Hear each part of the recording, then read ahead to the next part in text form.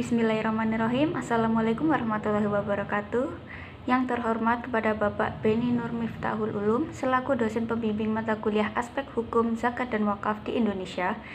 Di video kali ini saya akan menerangkan hasil analisis observasi saya di Lembaga Amil Zakat Nasional Baitul Mal Hidayatullah Surabaya yang akan disampaikan oleh saya sendiri, Esa Ayu Kusuma-Ning Tias, dengan NIM G05219006 dari Prodi Manajemen Zakat dan Wakaf semester 5. Selanjutnya saya akan menerangkan mengenai bab yang pertama, yaitu kajian teori.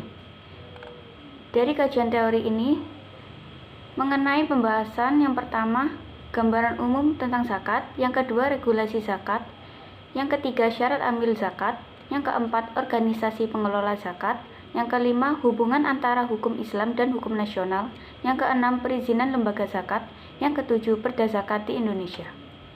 Berikutnya saya akan menerangkan tentang gambaran umum mengenai zakat. Zakat ditinjau dari segi bahasa memiliki banyak arti, yaitu al-barakatu yang mempunyai arti keberkahan, at-tarotu yang memiliki arti kesucian, al-nama yang mempunyai arti dari pertumbuhan dan perkembangan, dan as-salahu yang memiliki arti keberesan. Sedangkan zakat ditinjau dari segi istilah, terdapat banyak ulama yang mengemukakan dengan redaksi yang berbeda-beda, akan tetapi pada dasarnya mempunyai maksud yang sama, yaitu bahwa zakat itu adalah bagian dari harta dengan persyaratan tertentu yang Allah Subhanahu wa Ta'ala mewajibkan kepada pemiliknya untuk diserahkan kepada seseorang yang berhak menerimanya dengan persyaratan tertentu pula. Selanjutnya mengenai regulasi zakat di Indonesia. Secara aplikatif, bentuk peran negara terintegrasi terhadap amil zakat dengan ditetapkannya regulasi zakat, sehingga regulasi zakat memiliki signifikasi sebagai esensial hak atau kebolehan amil dalam mengelola zakat dengan berusaha menjadikan tujuan bernegara dalam Undang-Undang Dasar Republik Indonesia tahun 1945, yakni mengedepankan kemakmuran dan kemaslahatan umum. Kemudian, konstitusi berusaha melaksanakan tujuan bernegara dengan memberi jaminan orang fakir, miskin, dan orang terlantar diurus, terpelihara, dan diperhatikan oleh negara. Berikutnya yaitu syarat amil zakat. Petugas amil zakat harus memenuhi syarat sebagai berikut. Yang pertama, muslim. Yang kedua, akil baligh. 3. Jujur. 4. Mengerti ilmu fikih zakat. Yang kelima, memiliki kekuatan fisik dan hukum. Berikutnya itu mengenai organisasi pengelola zakat. Organisasi pengelola zakat atau OPZ merupakan lembaga publik hari ini karena OPZ melakukan penghimpunan dan pendayagunaan dana zakat, infak, sedekah, dan wakaf atau siswaf yang merupakan dana publik atau masyarakat. OPZ juga merupakan lembaga nirlaba yang pembentukannya mendasarkan pada prinsip-prinsip syariah Islam. Sebagai lembaga nirlaba, OPZ secara umum memiliki karakteristik yang sama dengan lembaga nirlaba lainnya. Karakteristik tersebut antara lain memiliki sumber daya seperti dana, barang, dan lainnya yang berasal dari para donatur. Berikutnya yaitu mengenai hubungan antara hukum Islam dan hukum nasional. Teori eksistensi dalam kaitannya dengan hukum Islam adalah teori yang menerangkan tentang adanya hukum Islam dalam hukum nasional di Indonesia. Jadi secara eksistensial, kedudukan hukum Islam dalam hukum nasional merupakan subsistem dari hukum nasional. Karenanya, hukum Islam juga mempunyai peluang untuk memberikan sumbangan dalam rangka pembentukan dan pembaruan hukum nasional, meski harus diakui problema dan kendalanya yang belum pernah usai. Berikutnya yakni mengenai perizinan lembaga zakat. Izin pembentukan lembaga amil zakat berskala provinsi diberikan oleh Direktur Jenderal setelah mendapat rekomendasi dari Basnas. Izin pembentukan lembaga amil zakat berskala provinsi dapat diajukan oleh pemimpin organisasi kemasyarakatan Islam berskala provinsi, yayasan berbasis Islam, atau perkumpulan berbasis Islam. Berikutnya yaitu mengenai perda zakat di Indonesia.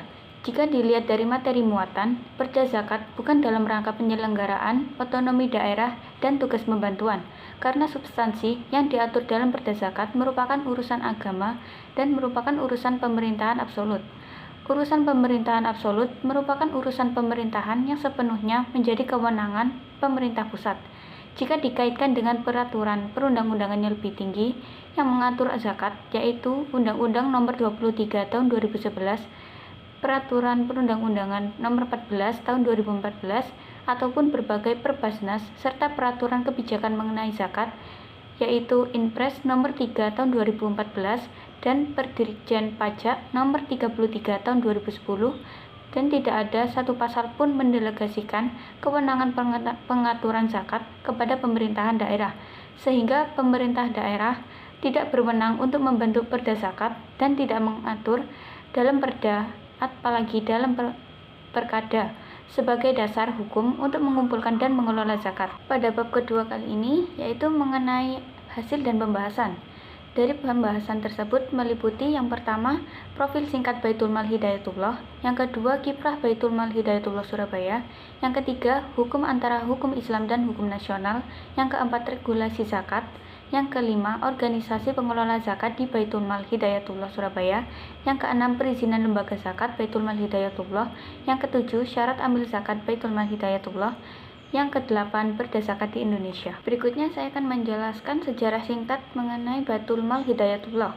Lembaga Amil Zakat Nasional Baitul Mal Hidayatullah atau BMH merupakan lembaga amil zakat yang bergerak dalam penghimpunan dana zakat, infak, sedekah, wakaf, dan hibah. Berikut dana sosial kemanusiaan dan corporate social responsibility atau CSR perusahaan, dan melakukan distribusi melalui program pendidikan, dakwah, sosial kemanusiaan, dan ekonomi secara nasional. Kiprah program BMH dari hasil pengelolaan zakat telah melintasi berbagai daerah di Indonesia. Setidaknya 227 pesantren telah eksis dan berkiprah.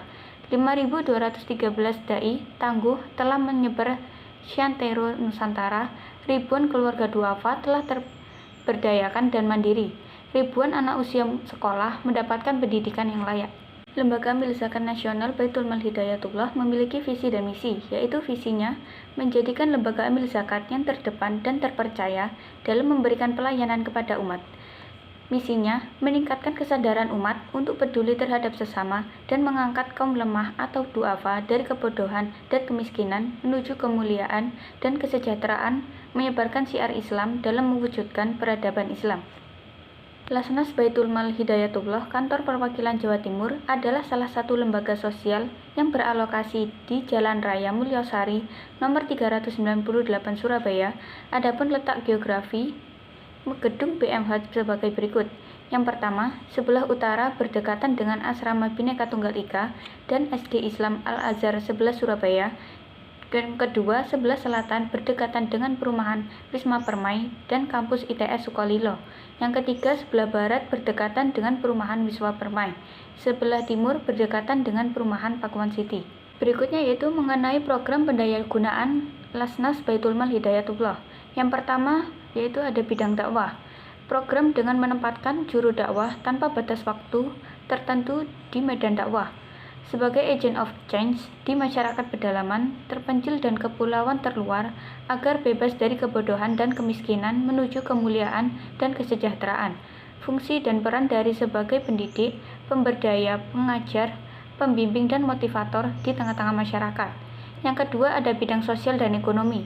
Program pemberdayaan masyarakat ekonomi kecil dan mikro bagi masyarakat kurang mampu dan optimalisasi sumber daya lokal bagi kelompok masyarakat atau pesantren yang lebih baik dan maju.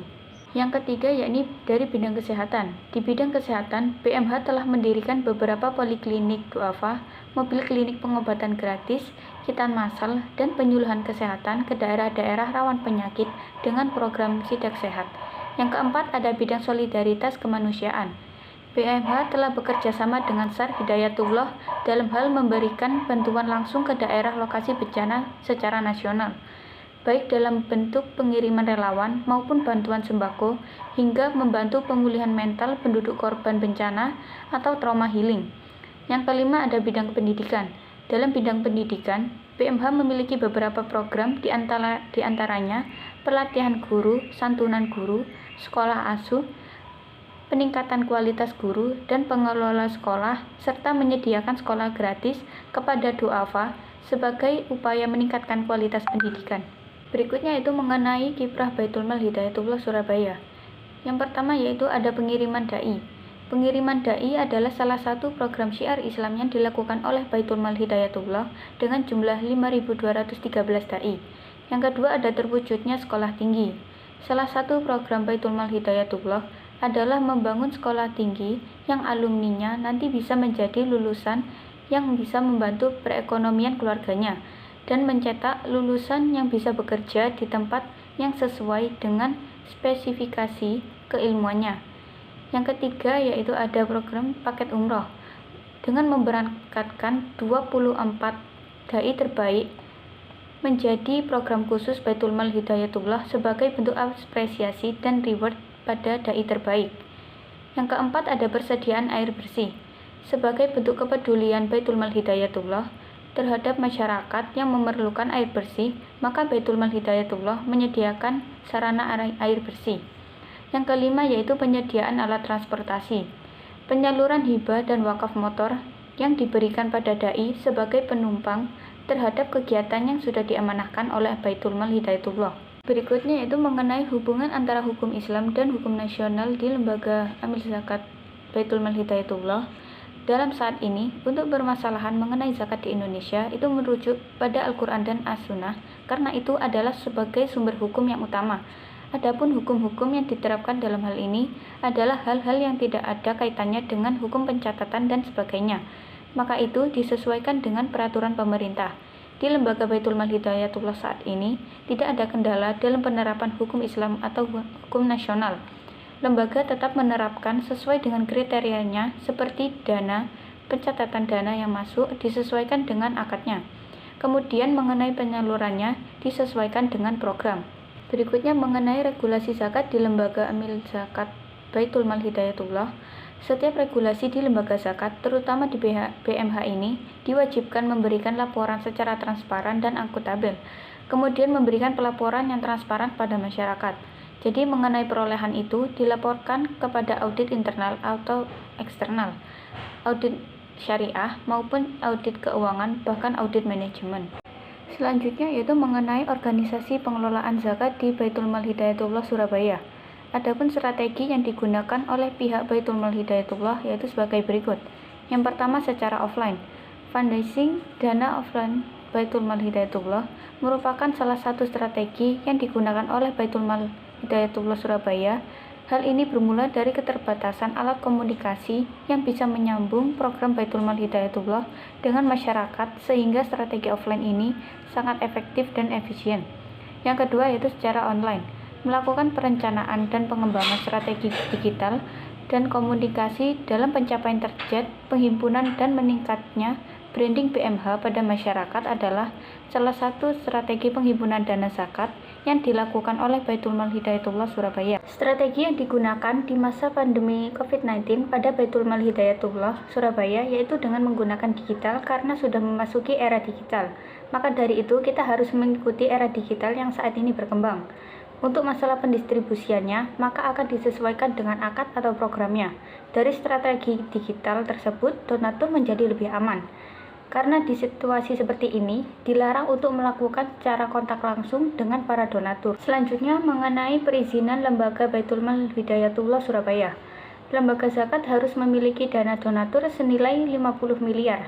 Kemudian lembaga zakat tersebut harus mendaftarkan pada Basnas dan meminta rekomendasi Basnas bahwasanya lembaga ini layak atau tidak untuk direkomendasikan dari Basnas. Apabila sudah mendapatkan rekomendasi dari Basnas, kemudian mengajukan surat izin operasional kepada Kementerian Agama. Adapun hal-hal yang lain terkait angket, maka sifatnya itu akan menyusul. Walaupun ada Kemenkumham dan lain sebagainya sebelum mencapai 50 miliar untuk menjadikan Lasnas. Berikut yaitu mengenai legal formal terkait Lembaga Baitul Mal Hidayatullah. Yang pertama, SK Menteri Agama nomor 538 tahun 2001 sebagai Lasnas. Yang kedua, SK Menteri Agama nomor 425 tahun 2015 sesuai perubahan Undang-Undang Zakat nomor 23 tahun 2011. Yang ketiga, Akte Notaris Lilik Kristiwati SH pada tanggal 26 Februari 2001. Yang keempat, Keputusan Menkumham AHU sampai AH nomor 01.08/210 pada tanggal 15 April 2011. Yang kelima, NPWP nomornya yaitu 2.081.581.3/002. Yang keenam, izin domisili dengan nomor 018 SRHJ-4-2011. Yang terakhir yaitu Surat Izin Operasional dengan nomor 011.125.10.13-1848B. Selanjutnya, syarat ambil zakat di Lembaga Baitul Mal Hidayatullah. Yang pertama, laki-laki. 2. Sehat fisik dan jasmani. 3. Memiliki kendaraan pribadi. 4. Memahami tentang perzakatan. 5. Mempunyai jiwa berdakwah dan sosial. Selanjutnya itu mengenai peraturan daerah tentang zakat. Peraturan daerah tentang pengelolaan zakat yang dikeluarkan oleh pemerintah provinsi, kabupaten atau kota di Indonesia merupakan peraturan normatif bagi seluruh pengelolaan zakat infak sedekah di wilayahnya serta mengacu pada Undang-Undang Republik Indonesia, Undang-Undang Republik Indonesia Nomor 23 Tahun 2011 tentang pengelolaan zakat bagian ketiga pasal 15 dinyatakan bahwa dalam rangka pelaksanaan pengelolaan zakat pada tingkat provinsi dan kabupaten atau kota dibentuk Basnas Provinsi dan Basnas Kabupaten atau Kota. Basnas Provinsi dibentuk oleh Menteri atas usul Gubernur setelah mendapat pertimbangan Basnas. Basnas Kabupaten atau Kota dibentuk oleh Menteri atau pejabat yang ditunjuk atas usul Bupati atau Kota atau Wali Kota setelah mendapat pertimbangan Basnas. Kesimpulan yang dapat saya sampaikan, Lembaga Amil Zakat Nasional Baitul Mal Hidayatullah merupakan lembaga amil zakat yang bergerak dalam penghimpunan dana zakat, infak, sedekah, wakaf, dan hibah.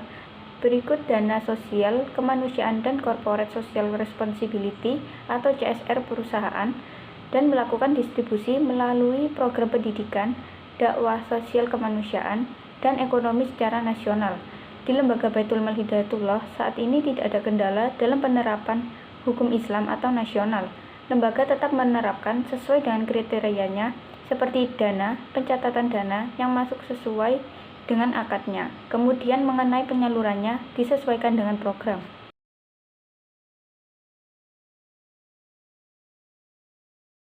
Sekian penjelasan dari saya, semoga bermanfaat. Kurang lebihnya mohon maaf. Wassalamualaikum warahmatullahi wabarakatuh.